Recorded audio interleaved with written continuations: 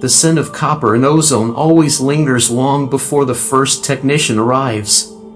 When the local authorities finally breached the heavy oak door of room 428, every first responder walked back into the corridor without uttering a single word. Some sat on the linoleum floor, staring blankly at their polished boots. Others simply left the building entirely, resigning from their posts by the end of the week. There was no blood on the floor. There were no signs of a struggle, no broken glass, and no forced entry. What the officers encountered was a complete absence of light, a localized, impenetrable void that torches failed to pierce, and a rhythmic, low-frequency hum that caused the fillings in their teeth to vibrate. The room was perfectly intact, yet its atmosphere felt entirely hostile to human biology. Outside, the midday sun was blinding, but inside that specific perimeter, reality seemed to bend inward. The air pressure within the threshold had dropped so drastically that the door frame itself groaned under the physical strain of the vacuum. A single clue was left on the threshold, a standard-issue audio recorder, its plastic casing warped as if exposed to localized, intense heat, though the magnetic tape inside remained miraculously pristine. When forensic analysts played the tape back, they didn't hear screams. Instead, they heard the steady, methodical ticking of a grandfather clock, an instrument that the building's inventory confirmed had never been permitted or placed on the premises. With every distinct tick, the background static of the recording dropped in pitch, shifting down into the infrasound spectrum. This frequency, ranging 19 and 20 Hz, is well documented by physiological researchers to trigger spontaneous physiological panic, auditory hallucinations, and a profound sense of an unseen presence in human subjects. As the investigators listened, they noted a secondary anomaly, the sound of wet, rhythmic breathing that did not align with the cadence of the clock. It was too slow, too deep, taking nearly 40 seconds for a single inhalation.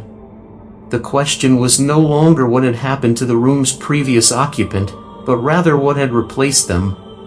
The recording did not end with a climax, it simply stopped when the magnetic tape itself dissolved into a fine, gray powder inside the playback machine. The investigation team deployed a series of thermal imaging cameras into the space, attempting to map the anomaly from a safe distance behind a reinforced acrylic barrier.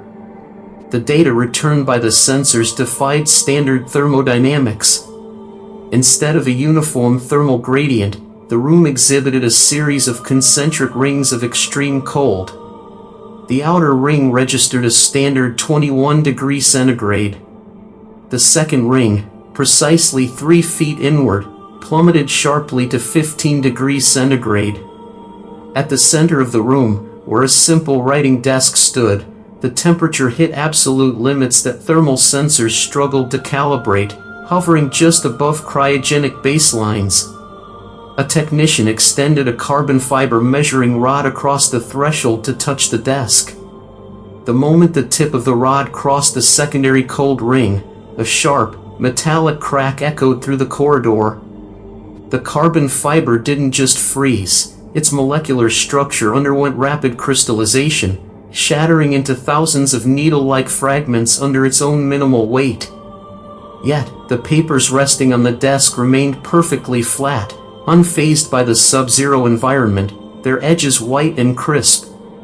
The contrast between the violent destruction of the testing equipment and the serene, undisturbed stillness of the paperwork created an immediate, sickening realization: the environment was selective about what it destroyed. By the third day of isolation, the anomalous effects began to bleed beyond the physical confines of the room. The evening shift security guards reported that the corridor leading to room 428 appeared longer than it had during the day. Architectural blueprints verified the hallway was exactly 42 feet long, yet walking from the elevator bay to the door now took upwards of 4 minutes of continuous pacing. The sensation of resistance. Those who walked the corridor described the sensation as moving through a high-viscosity fluid. Though the air remained visually clear, the shadow phantoms, peripheral vision became unreliable. Human eyes possess a blind spot where the optic nerve passes through the retina. Within this specific corridor, that blind spot seemed to expand. The ocular resonance, staff reported seeing brief, jagged geometric shapes hovering just on the edge of their sight, shapes that vanished the moment they tried to look at them directly. This phenomenon is tied directly to the resonant frequency of the human eyeball, which sits at approximately 18 Hz. When exposed to deep acoustic fields, the eye physically vibrates, causing the brain to interpret the resulting optical distortion as movement in the dark. The building wasn't haunted in the traditional sense, it was being mechanically tuned to reject human perception. A hazardous materials unit was called to sample the air quality directly outside the door frame. The results returned from the mass spectrometer were deeply anomalous.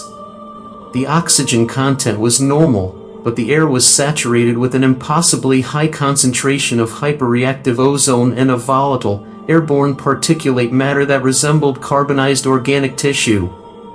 This specific chemical signature is typically found only in the immediate aftermath of high-voltage lightning strikes or within the core of industrial particle accelerators.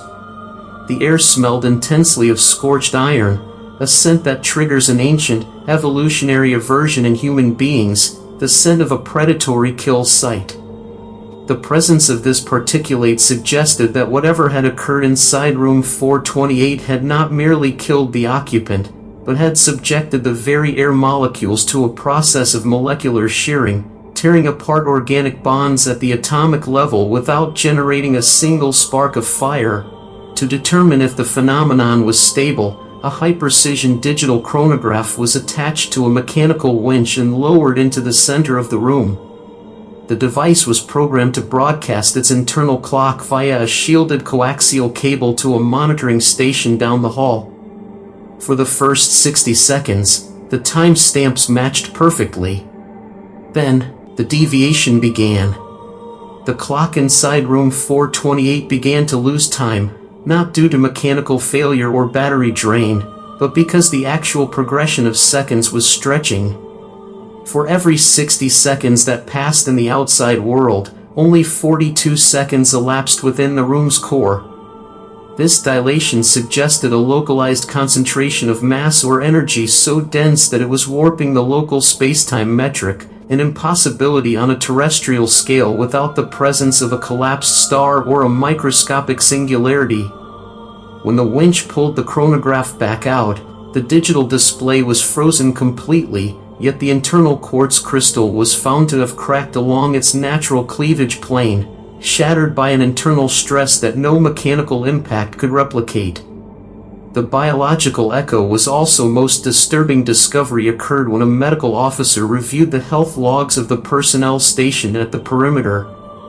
Within 72 hours of exposure to the corridor, every single individual developed identical symptoms: a profound drop in white blood cell counts, localized cellular degradation along the fingertips, and an acute form of insomnia characterized by the total absence of REM sleep cycles. According to clinical observation, when subjects did manage to drift off for brief intervals, EEG monitors recorded a flat line in the regions of the brain responsible for visual processing and dreaming. It was as if the brain was actively refusing to visualize anything while unconscious, choosing instead a state of hypervigilant, blank terror. The environment wasn't just affecting the room, it was treating human biology as an invasive organism, systematically dismantling the neurological systems required for rest and recovery. The human body was being forced into a permanent state of fight or flight, burning through its own metabolic reserves until the heart could no longer sustain the pace. At exactly 3:14 a.m. on the fifth night, the low-frequency hums ceased entirely. The sudden silence was far more jarring than the continuous noise had been. It caused the monitoring team to instantly stop what they were doing. The air pressure in the corridor equalized with a sharp, violent hiss that popped the eardrums of everyone within 50 yards. The thermal sensors spiked, rushing from cryogenic levels back to room temperature in less than a millisecond. The investigation team cautiously approached the threshold, their boots clicking loudly on the bare floor. The door to room 428 hung wide open, the darkness gone, replaced by the mundane, flickering yellow light of a standard overhead fluorescent bulb. The desk was empty.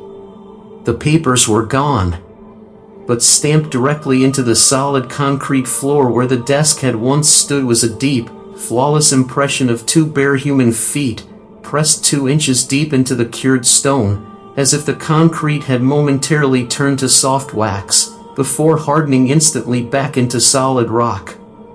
The footprints did not lead to the door, nor did they lead to the window. They simply existed in the center of the room, isolated, heavy, and permanently set into the foundation of the building.